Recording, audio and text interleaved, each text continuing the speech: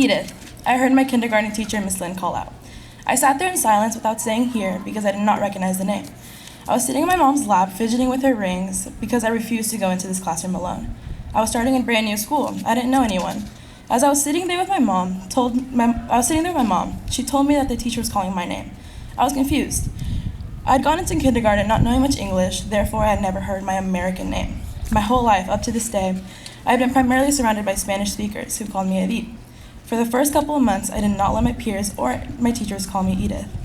I would quickly correct them and tell them every time that is not my name, but this became tedious, and soon after I realized that would be easier for my teachers and my classmates if I just let them call me Edith. For the first half of my childhood, I lived in a predominantly Hispanic community. I was always surrounded by family, my culture, and I felt welcomed everywhere that I went. To me, this community was my home, and I was blinded by the negatives of this neighborhood by my love for it. I was in pieces when I found out that my dad had gotten a new job at LAX and that we would be moving. I hated the idea of moving further away from my family, home, and everything that I had known. On my 7th birthday, we moved to Oak Park, California. The demographics of Oak Park were the complete opposite of Central California, where I used to live. I started 2nd grade not knowing anyone, but my English had improved immensely, but apparently not well enough. There was this one kid who constantly called me out whenever I would say something he could not understand, saying that my voice was too Mexican. During the 2nd week of school, they sent me to speech classes. So while the rest of my classmates were having a story time with my teacher, I was pulled out of the classroom.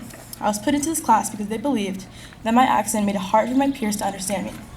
I worked one-on-one with the teacher for an entire school year to fix my accent. And during this time, I started speaking English at home, believing that if I practiced more, then I could get rid of my accent faster. My home has always been a Spanish-speaking house. I gradually began to speak less and less Spanish with my family, and it had gone to the point where they would speak to me in Spanish, and I would respond to them in English. I was struggling to keep a conversation in Spanish without having to stop and think of what I had to say next. I realized that I was losing parts of my culture.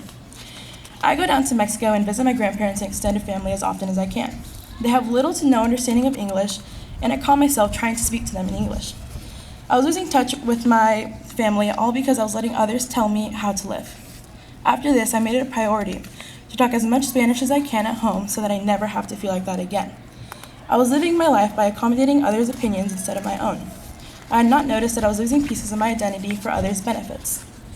When it comes to my name, I now find it weird if anyone calls me anything other than Edith. I learned to appreciate the meaning behind my name, and that those closest to me know my story.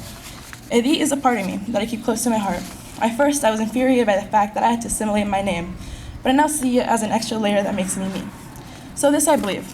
I believe that we should never let what others say come between us and our true selves, and that we should not be living our life accommodating to others because we may lose ourselves along the way. Thank you.